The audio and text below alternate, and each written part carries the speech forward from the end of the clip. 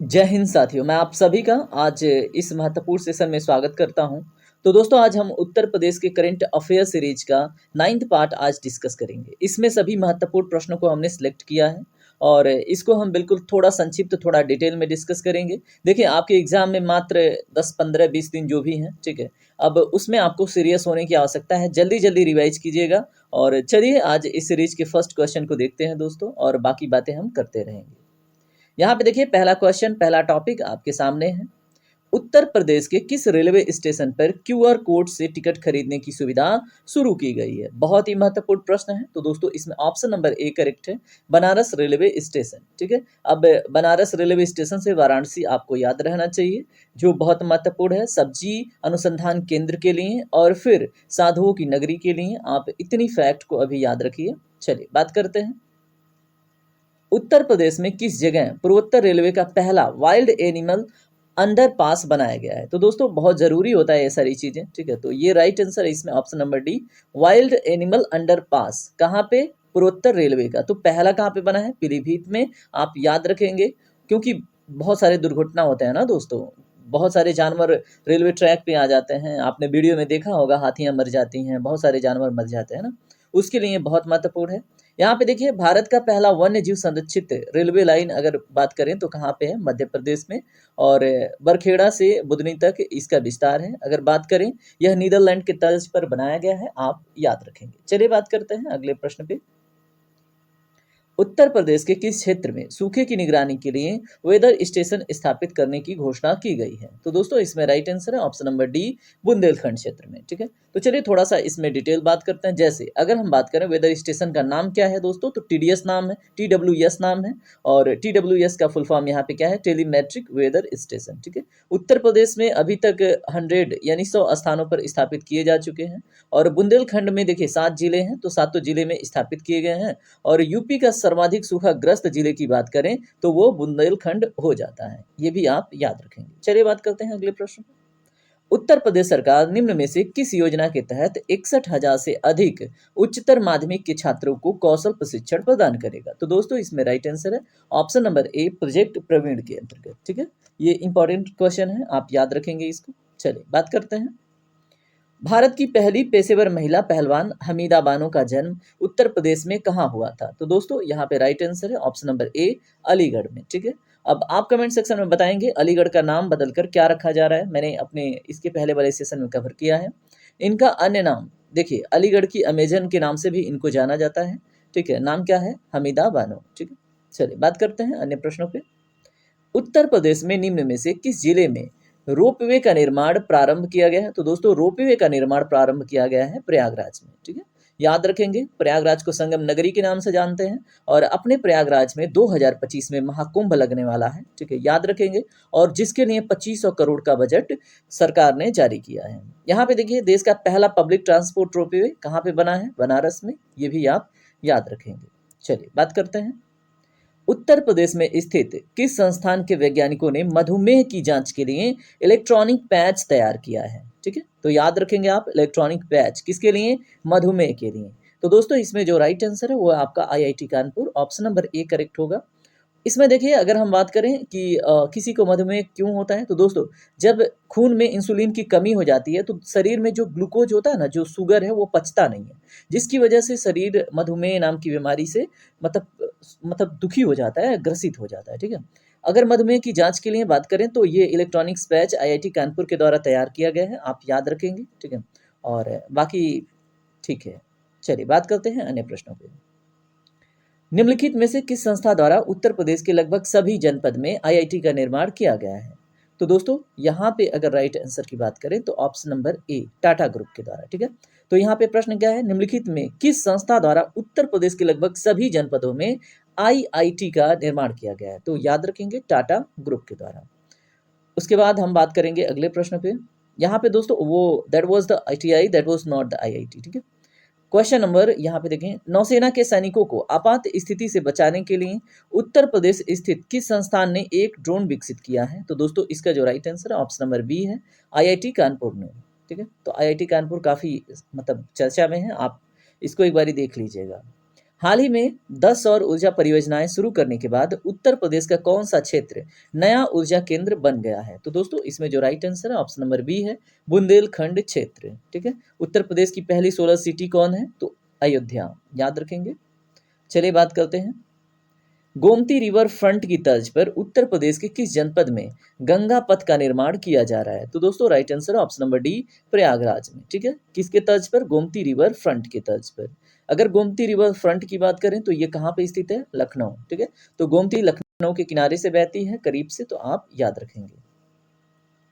भारत के पहले स्वदेशी रूप से निर्मित क्रैश फायर टेंडर का निर्माण उत्तर प्रदेश के किस संस्था द्वारा किया गया है? तो दोस्तों क्रैश फायर टेंडर का निर्माण उत्तर प्रदेश के बात करें तो भारतीय एमएसएमई फर्म नोएडा के द्वारा तैयार किया गया है। ठीक है, तो याद रखिएगा। उत्तर प्रदेश के किस विश्वविद्यालय में 4 दिवसीय सामूहिक चित्रकला प्रदर्शनी योग सूत्र का आयोजन किया गया? तो दोस्तों मोस्ट इंपॉर्टेंट क्वेश्चन है, आप इसको बिल्कुल याद रखिएगा। बनारस हिंदू विश्वविद्यालय में, जिसकी स्थापना कब हुई थी? 1916 के आसपास। ठीक है, ये भी आप याद रखेंगे। चलिए बात करते हैं। हाल ही में किस संस्था के द्वारा वाराणसी के धरोहर काशी की कार्यक्रम का शुभारंभ किया गया? तो दोस्तों धरोहर काशी, ठीक है, ये कार्यक्रम का शुभारंभ किया गया है किसके द्वारा? भारतीय अल्पसंख्यक फाउंडेशन के द्वारा, याद रखेंगे। ऑप्शन नंबर सी इसका करेक्ट होगा। यहाँ पे बात करें इसका उद्देश्य क्या है, तो वाराणसी के जो हस्तशिल्प हथकरघा है उसके जो प्रोडक्ट हैं दोस्तों, उसके जो उत्पाद हैं उसको प्रदर्शित करने के लिए धरोहर काशी कार्यक्रम का शुभारंभ किया गया है। ठीक है, ये क्वेश्चन आपके लिए बहुत ज़्यादा महत्वपूर्ण है। उसके बाद बात करिए, भारतीय रेलवे उत्तर प्रदेश स्थित किस संस्थान के साथ मिलकर हाइड्रोजन ईंधन आधारित इंजन बनाने की घोषणा की है? तो भारतीय रेलवे ने उत्तर प्रदेश में स्थित, ठीक है, तो इसमें राइट आंसर आईआईटी कानपुर के साथ मिलकर। देखिए आईआईटी कानपुर बहुत न्यूज में है, ठीक है, तो आप इससे बनने वाले क्वेश्चनों को आप देखेंगे एग्जाम में। ठीक है, सेंटर फॉर रेलवे रिसर्च कहाँ पे है? कानपुर में, ये भी आप याद रखेंगे।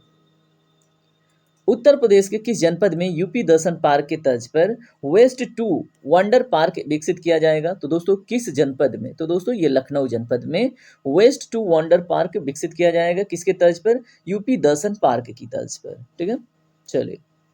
उत्तर प्रदेश के बुंदेलखंड क्षेत्र के निम्न में से किस जिले में डिफेंस कॉरिडोर स्थापित की जाने की घोषणा की गई है? तो दोस्तों राइट आंसर है इसमें ऑप्शन नंबर ए, चित्रकूट में। क्या यहाँ पे किसकी घोषणा की गई है? डिफेंस कॉरिडोर स्थापित करने की। यहाँ पे कुछ डिटेल है बुंदेलखंड क्षेत्र से रिलेटेड, आप इसको पढ़ें ध्यान से एक बारी। इटावा से चित्रकूट तक 296 किलोमीटर लंबे बुंदेलखंड एक्सप्रेसवे का निर्माण किया गया, मोस्ट इंपॉर्टेंट। उसके बाद बुंदेलखंड एक्सप्रेसवे को सोलर एक्सप्रेसवे के रूप में विकसित किया जा रहा है, ये भी आप याद रखेंगे। झांसी लिंक एक्सप्रेसवे एवं चित्रकूट लिंक एक्सप्रेसवे का निर्माण कार्य अभी प्रगति पर है। झांसी और चित्रकूट में एयरपोर्ट की मंजूरी दे दी गई है, ये भी याद रखेंगे। जालौर में 350 करोड़ 79 करोड़ में पुलिस ट्रेनिंग सेंटर का निर्माण किया गया, ये भी मोस्ट इंपॉर्टेंट है। ये देखिए बुंदेलखंड के जिलों की बात हो रही है, ठीक है। उसके बाद श्री चित्रकूट धाम तीर्थ विकास परिषद का गठन किया गया है, ये भी याद रखेंगे। चित्रकूट के रानीपुर में उत्तर प्रदेश का चौथा टाइगर रिजर्व का स्थापना किया गया, तो ये मोस्ट इंपॉर्टेंट हो जाता है, ठीक है, इसको आप 4 स्टार लगाइएगा। चित्रकूट में श्रद्धालुओं एवं पर्यटकों के लिए रोपवे की सुविधा शुरू हुई है, ये भी याद रखेंगे। 1400 करोड़ की लागत से झांसी से खजुराहो तक 4 वे क्या बोलते हैं उसको दोस्तों, 4 लेन हाईवे इसमें बनने की 1400 करोड़ रुपए की लागत दी जा रही है, ठीक है, तो ये भी इंपॉर्टेंट हो जाता है जो निर्माण कार्य प्रगति पर है। उसके बाद अगला प्रश्न देखिए, उत्तर प्रदेश के बुंदेलखंड क्षेत्र में निम्न में से किस जिले में डिफेंस कॉरिडोर स्थापित की जाने की घोषणा की गई है? तो दोस्तों ये क्वेश्चन मार्क है, आप कमेंट सेक्शन में इसका जवाब देंगे क्योंकि मैंने अभी 30 सेकंड पहले डिस्कस किया है।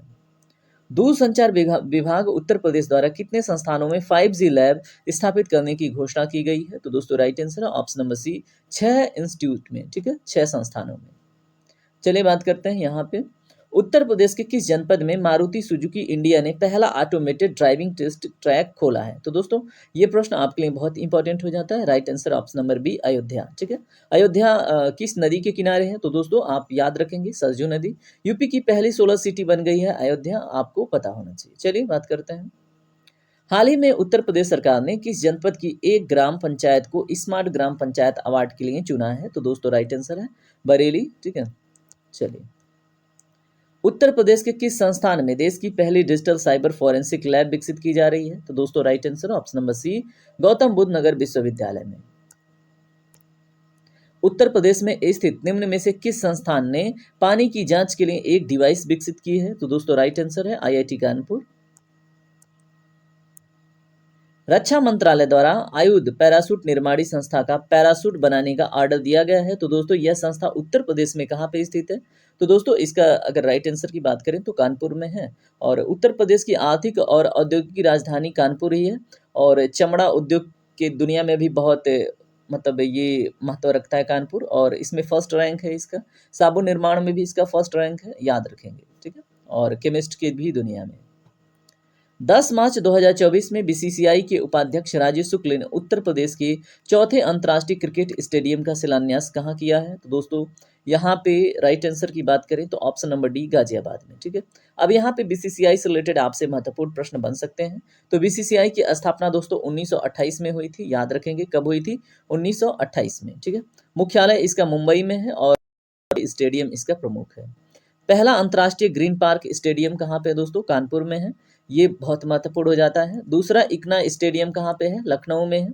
उसके बाद तीसरा वाराणसी में है, और चौथा अलीगढ़ में, और पांचवा गाजियाबाद में, ठीक है। ये सारी चीज़ें आपके लिए महत्वपूर्ण हैं। वाराणसी में भी प्रश्न बन रहा है, ठीक है। उसके बाद बात करते हैं अलीगढ़ विकास प्राधिकरण के उपाध्यक्ष अतुल वत्स के अनुसार बनारस की तर्ज पर ग्रेटर अलीगढ़ में अंतर्राष्ट्रीय स्टेडियम का निर्माण किया जाएगा। इस अंतर्राष्ट्रीय स्टेडियम के निर्माण पर लगभग कितनी धनराशि खर्च होने का अनुमान है? तो दोस्तों इसमें राइट आंसर है 400 करोड़ रुपए की, ठीक है। तो ऑप्शन नंबर सी करेक्ट है।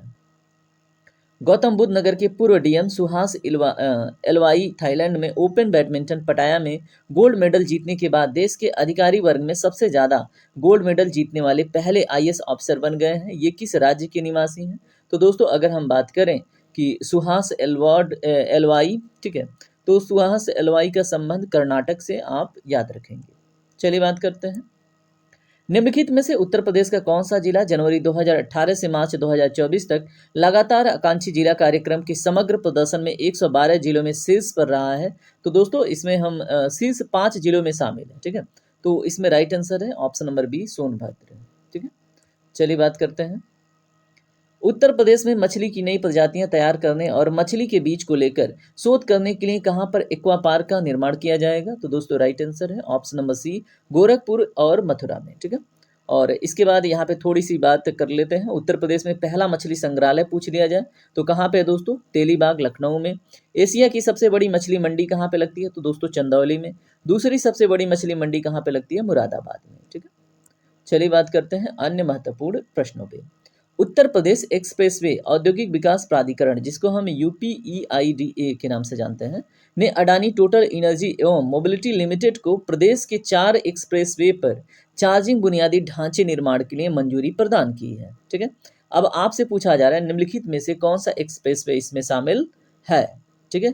तो इसमें एक है, तो दोस्तों इसमें जो राइट आंसर की बात है वो है आपका ऑप्शन नंबर, बताइए जल्दी, इसमें ऑप्शन नंबर ए करेक्ट है, ठीक है। तो आप याद रखेंगे। चलिए बात करते हैं अपने अगले प्रश्न पे। उत्तर प्रदेश के किस पार्क में जल्द ही दर्शकों के लिए 55 फीट ऊंचे डायनासोर के मॉडल का निर्माण किया जाएगा? तो दोस्तों इसमें राइट आंसर है option number B Janeshwar Mishra park Lucknow में, ठीक है। चलिए देखिए दोस्तों आज का सेशन कंप्लीट हो गया है। हमने आराम आराम से बहुत सारे प्रश्न डिस्कस कर लिए हैं, और आप बताइएगा कमेंट सेक्शन में कि आपको ये सेशन कैसा लगा। और आगे आपको देखिए 15 दिनों में मैं बहुत सारी चीज़ें आप लोग के लिए ला रहा हूँ, ठीक है। तो आप हमसे जुड़ जाइए, चैनल को सब्सक्राइब करके आप जीएस फोकस फैमिली का पार्ट बनिए। बाकी फीडबैक दीजिएगा आपको ये सेशन कैसा लगा। धन्यवाद दोस्तों, जय हिंद जय भारत।